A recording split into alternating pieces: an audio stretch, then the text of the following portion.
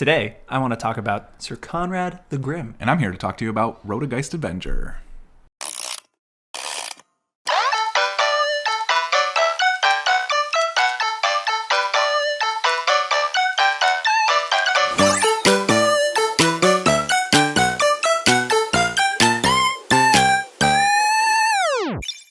My name is Taylor. Hi, I'm Chris, and welcome to episode 1 of Commander Role Reversal. Let's go! We made it! And on Commander Role Reversal, we build decks, we swap them, we play, and then we talk about it on the internet. That's you, the internet. And this is a YouTube channel, so please remember to like, subscribe, and share with a friend or enemy if you so choose. We'll be sure to include the links to the Moxfield Decklists in the description below. And as is tradition on this channel, the winner of the matchup goes first. Who was the winner of this week's matchup? Was that me, Syr Konrad the Grim? Yeah, that was you. I think it was. Well, thank you, Chris, for that intro. Syr Konrad the Grim, for those of you who don't know, is a 3 black legendary creature human knight that reads, whenever another creature dies or a creature card is put into a graveyard from anywhere other than the battlefield, or a creature card leaves your graveyard, Syr Konrad the Grim deals 1 damage to each opponent. Has an activated ability of 1 in a black that reads each player mills a card, and he's a 5/4 on top of that. That's a lot of text. It's a lot of text, a lot of things going on in this deck. And I gotta say, Chris, this build was like a love letter to black. This was ridiculous. Very dude. kind. Yeah.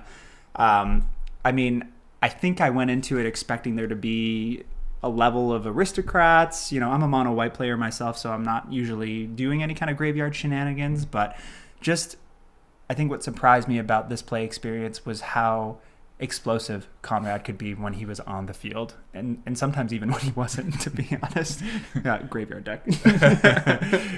Yeah, there's a lot of graveyard synergies in black, so sometimes you need the commander. He definitely makes it powerful, and I think I like to think of it a bit of as a combo deck, a graveyard combo deck, because there are so many different paths to making Konrad work, just with all the different ways that his triggered ability can be activated. Yeah, and you stole the words out of my mouth, because there were so many synergies in this, and I mean, let's just dive into it. Like, the first one that stuck out to me that was just obscene was a card that looks a little innocent at first. Tortured Existence, an enchantment for 1 black, well, just a black, and it's pay black for the activated ability and discard a creature card. Return target creature card from your graveyard to your hand. What?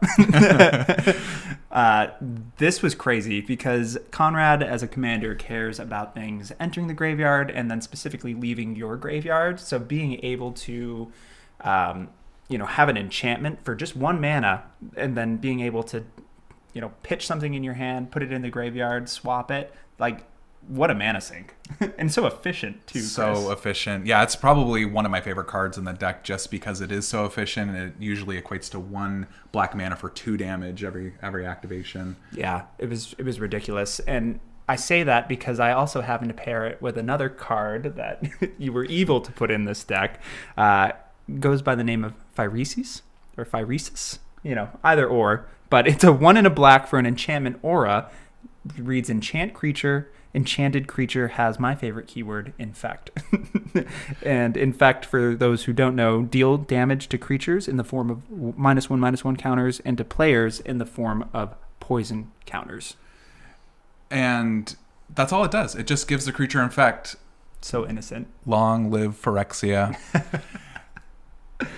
But it really pairs well with Tortured Existence because, per the rules of Magic the Gathering, a player only needs 10 poison counters to lose the game. Yeah, so what is that, 5 activations? 5 activations of Tortured Existence with Phyresis on Konrad is 10 poison counters for each player. I say that, and admittedly, during one of the games, that's exactly how I won. But I think the hilarious thing was that you knew that I had won before I did. Right. Can you tell I don't play mono black usually? But yeah, just having Phyresis attached to Konrad and then activating that, I mean, it's just killing not just one player with infect, but the entire table, which is so sinister and evil. I love it.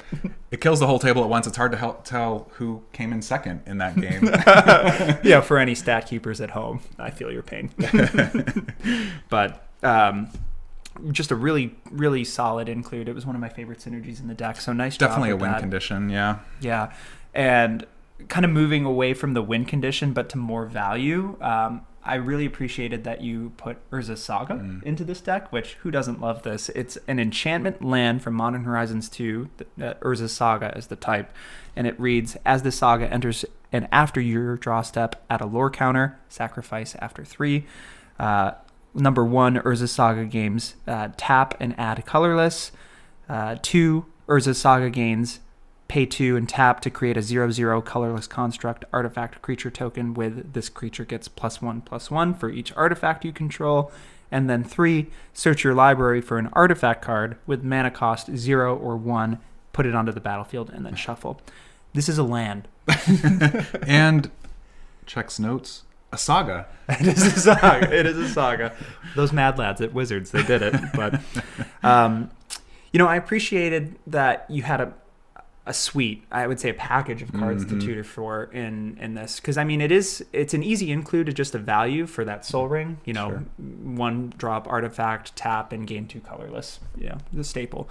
But Skull Clamp was, the first thing that I looked for, being in a kind of a deck that I anticipated things would be dying in, or dying matters. Yeah. Being able to tutor up that Skull Clamp, which is a 1-drop artifact equipment that reads equipped creatures get +1/-1, and whenever equipped creature dies, draw 2 cards with an equip 1 cost. That was great, but also you had Soul Guide Lantern, which is another 1-drop, one that I think is criminally undervalued as just a mass Bojuka Bog effect. What does Bojuka Bog do, Chris? Bojuka Bog is a black mana producing land that enters the battlefield tapped, and it says exile all cards from target player's graveyard. I knew what it did. I'm just bitter that he's used it against me so many times. But Soul Guide Lantern is 1-drop artifact. When Soul Guide Lantern enters the battlefield, exile target card from a graveyard. Just 1. Ease into the waters a little bit. And then you can tap it and sacrifice Soul Guide Lantern to exile each opponent's graveyard. It's a mass Bojuka. It is. And then you can also pay 1, tap to sacrifice Soul Guide Lantern and draw a card. So it's, whatever you need it to be in that moment. It's great. It can just be a cantrip, 2 mana, sacrifice the artifact, just draw a card if you don't need to exile any graveyards. But it's also great in Konrad because of the mill theme. Every opponent's graveyard is filling with creatures, and sometimes that can be bad for you, right? As a mill player, if anybody's playing any type of reanimation effects, so it can be a good target for Urza Saga, just simply in those cases where your opponent's graveyards have already filled up. That's a great point, because this actually, now that I think of it, doesn't trigger Konrad's ability for the ping damage, because he only cares about things leaving your graveyard, but it does just serve as graveyard hate for any other recursion decks out there. Yeah. Things that want to recur something, I should say. Yeah, it can be kind of a downside for mill decks, honestly. Like, some people, are just running 1 or 2 recursion, even if it's like instant or sorcery, right? They're running a card that returns that to their hand. It's nice to just be able to remove that from the equation. Yeah, that's true. Solve the equation. No, not that card. But speaking to that mill theme, cleverly working in the deck you built, my personal favorite 1-drop is Altar of the Brood, which is a 1-drop artifact that reads whenever another permanent enters the battlefield under your control, each opponent mills a card. How miserable. Yeah, I think Altar of the Brood, it's kind of hard to keep track of how many cards you're milling with Altar of the Brood. If you're making any kind of tokens, every time you play a land each turn, it really adds up over the game. If you play it turn 1, you can get a lot of value, a lot of mill out of an Altar of the Brood for sure. Yeah, you get a lot of value and you lose a lot of friends. So it's a good trade-off. But I think it just really speaks to your point that you made earlier, where it's this deck is really... It's so tuned, and I know it's a bit of a pet deck of yours, so it was a pleasure being able to play it, but just the sheer amount of ways to get to the same end result is very cool. You can mill, you can just use the activated ability on Konrad if you don't have all the bells and whistles, and sometimes that's enough of a mana sink to get the job done. Yeah, so definitely does, yeah. It felt powerful while I was doing it, almost intoxicatingly so, but... You will not corrupt me. Come on over to the dark side. No, but... Speaking of the dark side, I did I couldn't help but notice that there were some black staples. I think it's fair to say that you also included. Sure. Vampiric Tutor being one of them. That's a black instant. Search your library for a card, then shuffle and put that card on top. You lose 2 life. And the fact that you included this card in the deck makes me realize that you have been pulling punches every time you've played this deck, because why wouldn't you just tutor for Phyresis every single time? Yeah, I guess you could. I mean, that's the nice thing about Vampiric Tutor is you could tutor for anything, even a win condition. Even a win condition. But the beauty of the Commander format is it's not always competitive, and sometimes you do care about your friends' feelings. A little bit of projecting there. Another one that I really loved was Grey Merchant of Asphodel, Gary, as we like to call him. Yeah, he's a 3 generic black creature zombie that reads, when Grey Merchant of Asphodel enters the battlefield, each opponent loses X life, where X is your devotion to black. You gain life equal to the life lost this way. Each black in the mana cost of permanents you control counts towards your devotion to black, and it's a 2/4 body. So fun to windmill slam this thing. Oh, it's great. Yeah, I mean, Grey Merchant of Asphodel is a classic. It's a black staple. Some players might be tired of seeing it, but you know what? It gets the job done, and it gets in there, and I think it did. I think it got the job done. Oh yeah, I think one of the games that we played, I was able to resolve that and win the game that way. Yeah, it has that text on it that that we really like to see in the multiplayer format, where it's equal to the life lost this way. So as the player controlling Grey Merchant of Asphodel, you actually gain life equal to the total amount of life loss across the other 3 players. So even if you don't win, you've gained so much life that you kind of just, it's hard not to win from there. Yeah, it's win more at that point.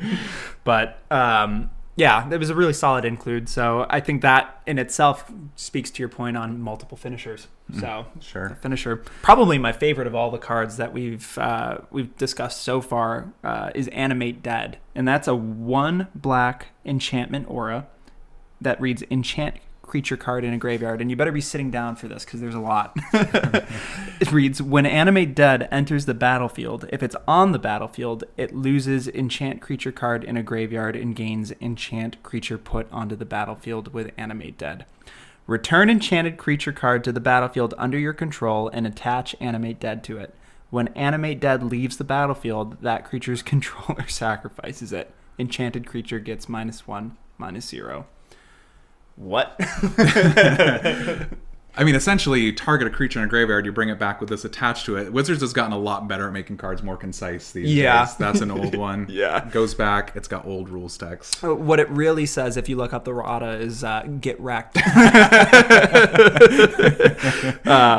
I say that because I was able to activate Konrad's mill ability, and I think you ended up milling a Rhodan, God of the Worthy, which is a 2 and a white legendary creature god with flying and vigilance that reads, snowlands your opponent's control enter the battlefield tapped, and the non-creature spells your opponents cast with mana value 4 or greater cost 2 more to cast, and it's a 2/3 body.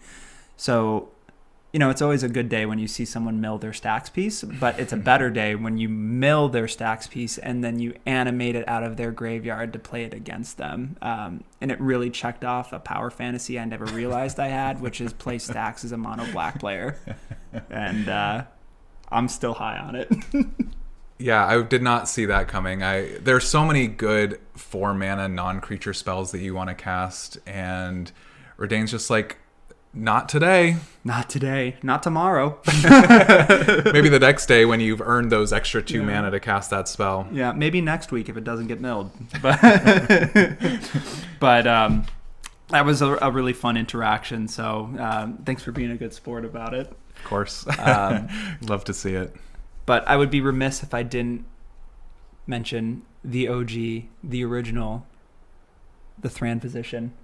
Of course, we're referring to Yawgmoth Thran Physician, who is pay 2 black for a legendary creature, human cleric. He reads protection from humans, pay 1 life, sacrifice another creature, put a -1/-1 counter on up to 1 target creature, and draw a card. But wait, there's more. Pay black, discard a card, proliferate. Choose any number of permanents and/or players, then give each another counter of each kind already there. 2/4. So you can proliferate that Phyresis infect damage if you didn't quite get there the first go around, or you can just do all sorts of degenerate shenanigans with this guy. The card is powerful. It's a free sacrifice outlet, first of all, and pay 1 life. Pay 1 life, yeah, which with 40 life, Free. essentially free at the end of it, and you're putting -1 counters on creatures, so it takes out some of the smaller creatures, or just makes those creatures smaller anyway, and then you're drawing cards. And Yawgmoth also has protection from humans for some reason. That's the thing. Was Rhoda a human? I guess we're getting ahead of ourselves. But spoilers. I'm glad you mentioned the card draw, though, and stay with me, viewers. It's all going to make sense here. A little sad robot I like to call Solemn Simulacrum was also in this in this deck. He's a 4 generic artifact creature golem that reads, when Solemn Simulacrum enters the battlefield, you may search your library for a basic land card. Put that card onto the battlefield tapped, and then shuffle. When Solemn Simulacrum dies, you may draw a card. He's a 2/2. So ramp, first of all, but how do you like putting a Skull Clamp on a Solemn Simulacrum and then activating Thrawn Physicians, Yawgmoth Thrawn Physicians, pay 1 life, sacrifice another creature, with Solemn Simulacrum having the Skull Clamp equipped? You draw 2 off of Solemn, or Skull Clamp, 1 off of the Solemn, and then you draw 1 off of Yawgmoth. So I'll draw 4 cards for a free sack outlet. That's 4 cards. It's a creature hitting the graveyard.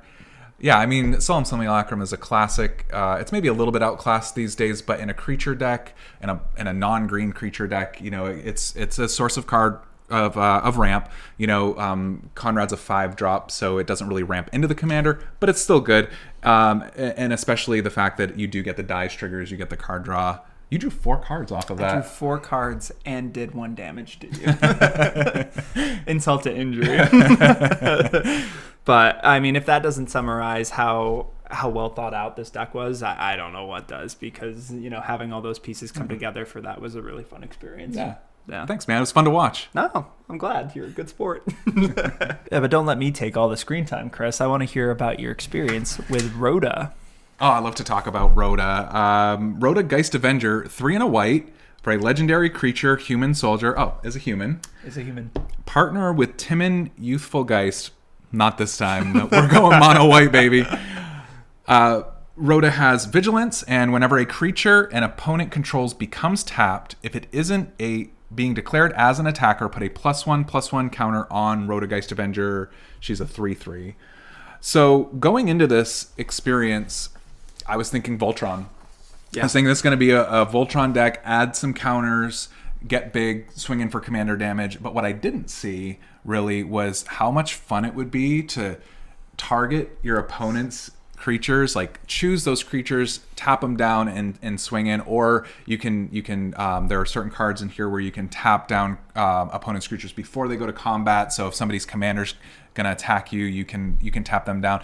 So it was really cool to have like all those decision points where you get to pick and choose which creatures you're tapping down. Maybe leaving up the mana dork so that you can attack in and they can block if they want to, or they can take commander damage. So Rhoda got real big, like big enough to take you out with commander damage in game 2. Yeah. And I think the other thing about the power level of Rhoda is that she does overcome some of the sort of challenges that go along with a Voltron deck where, by being able to tap down those creatures, you're still able to get in and make that contact. So it kind of makes up for any lack of evasion, which is cool. So, there were a few cards that I wanted to talk about in particular with Rhoda that I found particularly fun and interesting. The first one is Recruiter of the Guard. I know it well. Speaking of tutors, Recruiter of the Guard, 2 and a white for a creature, human soldier. Oh, another human. Oh, there's a theme. When Recruiter of the Guard enters the battlefield, you may search your library for a creature card with toughness 2 or less, reveal it, put it into your hand, then shuffle. Recruiter of the Guard is a 1/1. So what's great about Recruiter of the Guard is, of course, the tutor effect. You can get whatever you need, but it's the toolbox that you built into the deck. There's a lot of white creatures with 2 toughness or less that You can put in your deck, and Recruiter of the Guard can get you whatever you need in the moment. So, for example, Giant Killer was one that I tutored up. Giant Killer is a white for a creature, human, peasant, 1 and a white. Has activated ability for 1 and a white, tap target creature. So it does have that synergy where you're able to use it to tap down, adding counters to Rhoda and swing in. But it is a creature from Eldraine, so it has an adventure. Yes. Chop down, 2 and a white, instant adventure, destroy target creature with power 4 or greater. So it was nice to be able to tutor for that removal when I needed it, whether it was to take out Konrad with 5 power. Sad day. It was a sad day. Or you could also have another target such as Esper Sentinel, which is another white, 1 white pip for an artifact creature, human soldier. Whenever an opponent casts their first non-creature spell each turn, draw a card unless that player pays X, where X is Esper Sentinel's power. Starts as a 1/1, but if you can add some counters to it, grow its power, your opponents are just going to stop paying the tax, and you're just going to be drawing cards. And card draw in white, this is an excellent way to do that. What is that? I also wanted to talk about a card that has become a bit of a favorite in some of my decks too. That's Key to the City. Yep. It's a 2-mana artifact. It has tap, discard a card. Up to 1 creature can't be blocked this turn. Spoilers, it's your commander. Whenever Key to the City becomes untapped, you may pay 2 if you do draw a card. So it has that card filtering, which is nice. You can, pitch lands or, something that you might not need in the situation, draw another card, if you want to make that investment. But it's really about making your commander unblockable or your secret commander. Taylor, you want to tell us about the secret commander? Do I get to do it as an ASMR channel? This is not an ASMR channel. I would love to. It's Gideon's Avenger, which is 1 generic and white pip, so 2 white pips for a creature human soldier that reads, whenever a creature an opponent controls becomes tapped, put a +1/+1 counter on Gideon's Avenger. He's a 2/2, but he doesn't stay that way for long, Chris. No, he definitely doesn't. One thing you'll notice is that it doesn't matter why the creatures are tapping with Gideon's Avenger. It's a better Rhoda. It's a better Rhoda. Sorry, Rhoda.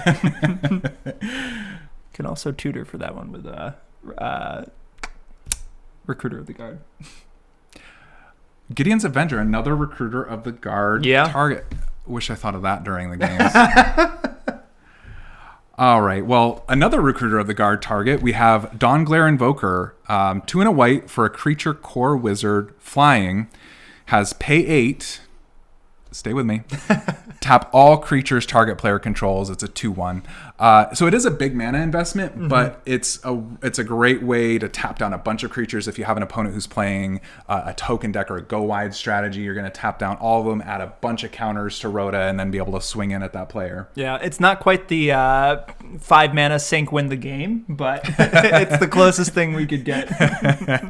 Yeah, it definitely fits the theme, fits the synergies. There's another creature that's similar to Dawnglare Invoker as well. Subjugator Angel's a 4 white and a white for a creature angel with flying. When Subjugator Angel enters the battlefield, tap all creatures your opponents control. It's a 4/3. So this one actually taps down the whole field.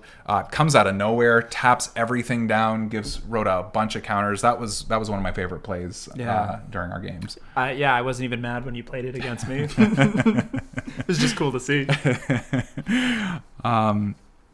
Another card that I think is becoming maybe a mono white staple or a staple in white decks is Flawless Maneuver. Yep. Flawless Maneuver is an instant for 2 and a white. It is part of a cycle that if you control a commander, you may cast a spell without paying its mana cost. And it says creatures you control gain indestructible until the end of turn. So it's a great protection piece if somebody's going for a board wipe or any kind of targeted removal. It did get me out of a tough spot in that second game. I think Rhoda was going to get removed. I was able to Flawless Maneuver for no mana. Oh, yeah. I can't remember what the removal spell was, but I definitely had my sights and reticle set on Rhoda, and you were like, nope. For free. Yeah, nobody sees Flawless Maneuver coming, except when they do. Oh, trust me. I learned from my lesson from that second game, because when we played the third game, I had this nifty little tool to help me get around that, and it's you might be familiar with it. A Shadow Spear, a legendary artifact for 1 mana that reads equipped creature gets +1/+1 and has trample and lifelink. But that's not what we're talking about here. We're talking about the activated ability because it does more as a 1-drop. It's pay 1 that reads permanents your opponents control, lose hexproof, and indestructible until end of turn. It's 2 to equip. But we had a little bit of a history was about to repeat itself. I was going to go and kill one of your creatures. I think it was Rhoda. Probably again. Rhoda, yeah. Makes sense. Or your secret commander. And then you were like, nope. Flawless maneuver. Yeah, I'm like 2 for 2.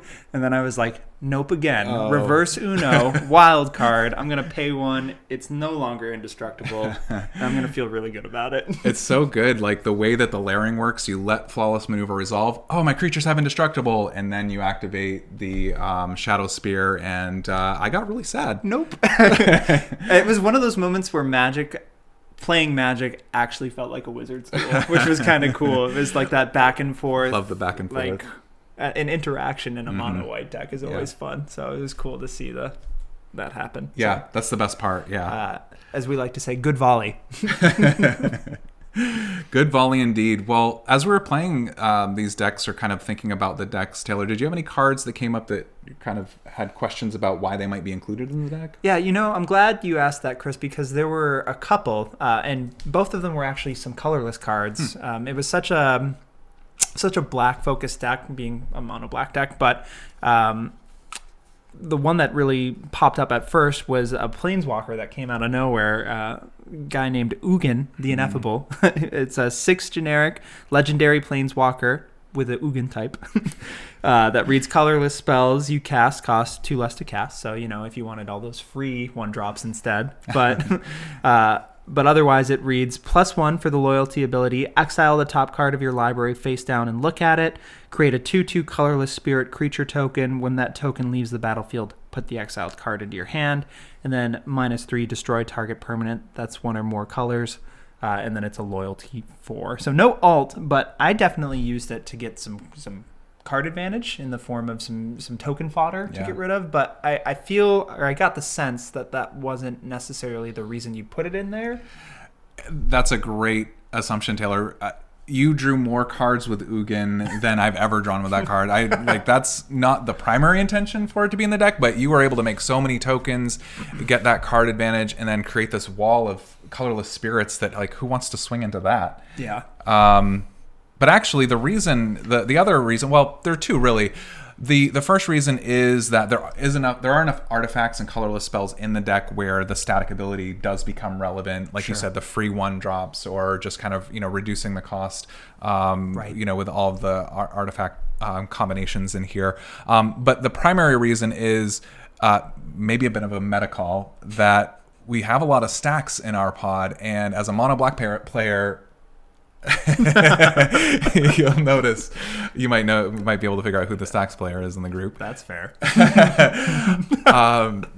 mono black, there's not a lot of ways to remove enchantments, but Ugin says destroy target permanent that's 1 or more colors. So really, it's a 6 mana.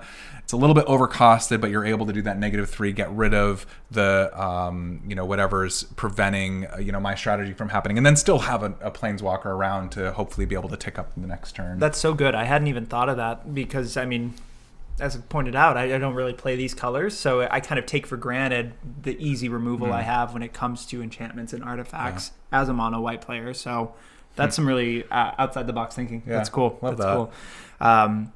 I can't even fathom a guess as to why you had this next card, though. So you'll really have to spoon feed it to me. But Karn Silver Golem. It's a 5 generic legendary artifact creature, Golem, that reads, whenever Karn Silver Golem blocks or becomes blocked, it gets -4/+4 until end of turn. So he's a thick boy. And then you have a pay 1 for activated ability. Target non-creature artifact becomes an artifact creature with a power and toughness, each equal to its mana value until end of turn. It's a 4/4. What? What was happening Just with what? this card? Yeah, I What? guess. Karn Silver Golem. Well, Karn is, it's a colorless spell, so you see it has a really good synergy with Ugin. You can get that mana reducer. No, that's not at all why it's in the deck. So it's a 3 mana what? It's a 3 mana, no, it's a 5 mana card that essentially deals with the pesky artifacts on the other side of the table. Okay. Mono Black has difficulty removing anything that's not a creature, and see the activated ability on Karn, target non-creature artifact becomes an artifact creature, allows you to animate, say, a Grafdigger's Cage, which is 1 generic mana for an artifact that says creatures can't enter the battlefield from your graveyard, and you also can't cast spells from your library. Yeah. And so being able to turn that into a creature and then using creature removal on it is maybe a little bit of a niche, but it's kind of fun, a little bit janky, but gets the job done. Yeah. I really enjoy the fact that you found 2 colorless ways to remove my stacks pieces. Yeah. Enjoy. I will use loosely, but that's really cool. I didn't even think of that. So, I mean. And I suppose in a pinch, you could also animate your maybe some of your mana rocks and sacrifice them as creatures on your own side of the board to get that last few ping damage if you need it. So you're telling me I can skull clamp my Soul Ring? Don't do that. Make sure you float the mana first. Good point. Good point. But I feel like I'm not the only one who had questions. You had some question cards? I did. I looked through the deck, and there were 2 cards that stood out to me that I wanted to ask about. The first one is an old card called Heaven's Gate. It's an instant for a white mana. It says 1 or more target creatures become white until the end of turn. What do we got going on here, Taylor? Would you believe it if I just said that I like white creatures?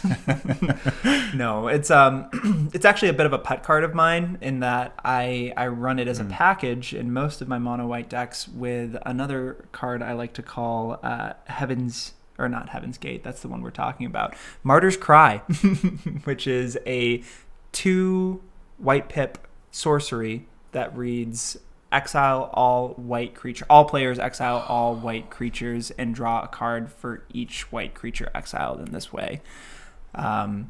So as you can see, when paired with Heaven's Gate, that's a 3 mana exile all creatures on the battlefield, and everybody draws cards equal to the number of creatures they exiled. So it doubles as a removal that can't be recurred or hit the graveyard for that matter.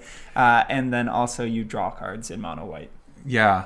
I mean, everybody gets to draw cards, but you as a mono white player get to draw cards. It's only 3 mana, so you get to use those cards first, and it exiles. So it is a pretty nice little combo for 3 mana. And it's not often that you see a 1-drop that lets you target as many things as you want. Oh, I mean, it is just changing the color of a permanent or a creature in this way, but yeah, that can be relevant for sure. It worked for me, at least. Well, what about some suggestions for how to maybe improve this list, or things you might change if you were building the deck?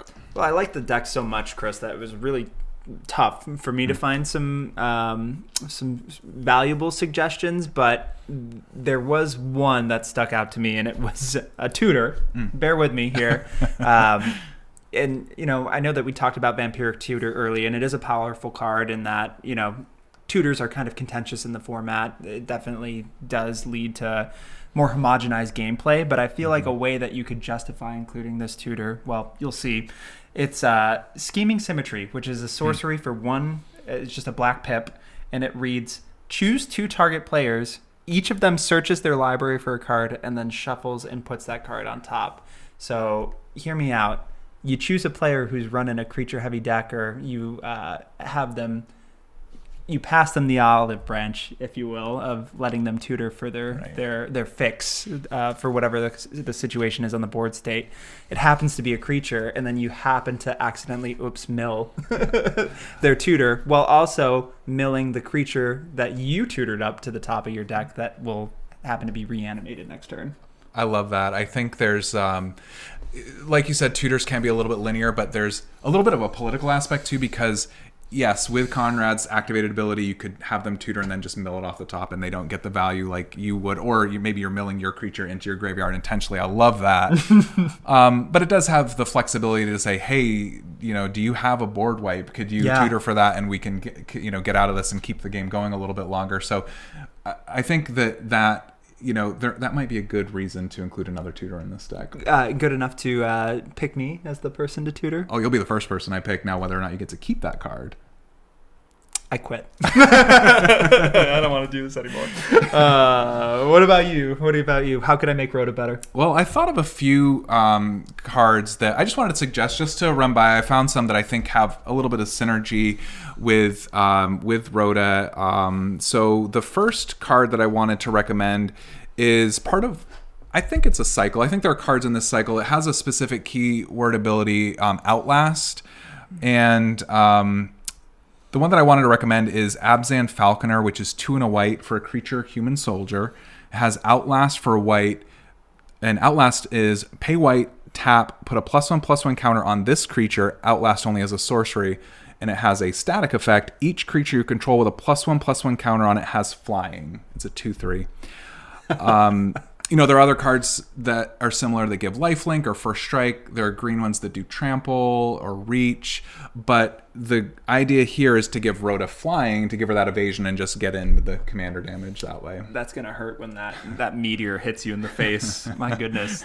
That's brilliant. I like that a lot. And there's no shortage of +1/+1 counters that are generated across the board in this deck. So not just her. Everybody will benefit. Yeah, very true. Yeah, you can get a lot of evasion, a lot of creatures swinging in with that way. I like where your head's at. Nice. Another card that came to mind is actually a relatively new card from one of the recent Innistrad sets called Sigarda's Summons. Mm-hmm. It's 4 a white and a white for an enchantment. Mm-hmm. Creatures you control with +1/+1 counters on them have base power and toughness 4/4, have flying, and are angels in addition to their other types. It's like Outlast on steroids, is what you're saying. That's incredible. Yeah, it's a little bit of a higher costed card, but it is kind of a finisher. You hold it up until a later play where you've got a bunch of creatures with those +1/+1s. If you have any 1/1 creatures, which we'll get to in a moment, that have counters on them, they all get flying, right? So it seems like there's a bit of synergy there. Incredible. And speaking of making a lot of 1/1 token creatures, Reverent Hoplite is 4 and a white for a creature human soldier. We're sticking with that human soldier theme. Yeah, I like it. That consistency. Tribal. It's a tribal deck. Yeah. When Reverent Hoplite enters the battlefield, create a number of 1/1 white human soldier creature tokens equal to your devotion in white. Oof. So each white in the mana cost of permanents you control counts towards your devotion to white. It's a 1/2. So that's just going to make you a number of 1/1 white human soldiers, which there is actually a sub-theme, right? There's a human sub-theme in this deck, so thought it could fit there as well. Yeah, that's brilliant, because it's actually kind of surprising that those tokens or that typing is kind of hard to come by in Magic. You get a lot of humans. You don't necessarily get a lot of human soldiers. Or you get a lot of soldiers that aren't necessarily humans. Or warriors, or the human tokens are a little bit hard to come by. That's awesome. Human tribal. Human soldier tribal. All right, Taylor, I got one more recommendation, and this final recommendation is a little bit different because it's assuming that we've built the Azorius version of this deck using both commanders. Mm-hmm. So in this case, we would be pairing Rhoda with Timon, Youthful Geist, 4 and a white legendary creature spirit, partner with Rhoda, Geist Avenger. It has flying. At the beginning of each combat, tap up to 1 target creature. It's a 3/4. So playing these 2 cards together lets you get out of the mono white and into Azorius, and lets you play a card that I feel is maybe a little underappreciated in general, called Verity Circle. Verity Circle's 2 and a blue for an enchantment. Whenever a creature an opponent controls becomes tapped, if it isn't being declared as an attacker, you may draw a card, 4 and a blue, tap target creature without flying. Oh my gosh, that's beautiful. That's beautiful. I might play Azorius next. That's incredible. Yeah, I really think Verity Circle's a little bit of an underappreciated card in general. When you start thinking about like all of the creatures that get tapped throughout a game, going back to Mana Dorks or maybe tapping to crew a vehicle. There's just, I think there's a lot more tapping that happens than activated abilities too, right? There's a lot more that happens, and then, Verity Circle is just this 3-man enchantment that sits there and says, you can draw a card. Yeah. What do you think the chances are that you deck yourself running that in the partner deck?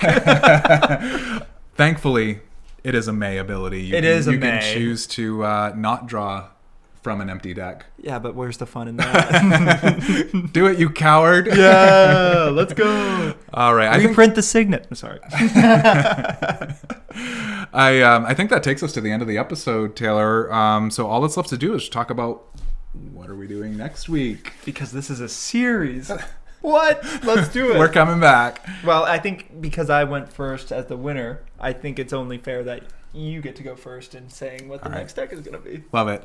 All right. So for next week's challenge, I have built for you an Azorius deck. Speaking of, awesome. Didn't have to wait too long for that. Cool. And this is actually from a brand new set, Kamigawa Neon Dynasty Commander, the pre-con. We went with Geist Genesis Engine. Oh my goodness. Which is 2, a white and a blue, for a legendary artifact vehicle. With an activated ability, 1 and tap, draw 2 cards, then discard a card. Create a 1/1 colorless pilot creature token with this creature crews vehicles as though its power were 2 greater. It does have crew 8, which means you can tap any number of creatures you control with total power of 8 or more. Vehicle becomes an artifact creature till the end of turn. Geist Genesis Engine can be your commander. It's an 8/8. Verity Circle, eat your heart out. And, this could potentially be like a really heavy vehicle deck, but I've actually gone in a little bit of a different direction. It's more of a tokens matters, more of a colorless matters kind of synergy. Colorless matters. So yeah, I'm excited to share that list with you, Taylor. I am revved up. I'm excited for that, Chris. Thank you. Sure. This may come as a shocker to you, but you will be playing a mono white deck. Yeah, color me surprised. Beast puns. It's kind of poetic, really, in that you'll be playing Norika Yamazaki, the poet, who is a 2 generic and a white pip for a legendary creature, human samurai, with vigilance that reads, whenever a samurai or a warrior you control attacks alone, you may cast target enchantment card from your graveyard this turn. And it's a 3/2. So I admittedly was a little inspired by your graveyard shenanigans, and I was like, how can I make that something that mono white does? And it's Kamigawa, which is an awesome set that just came out. So I want to see what kind of things you can do. I'm excited, man. I can't wait to start recurring those enchantments. You say, any chance this is a stacks deck?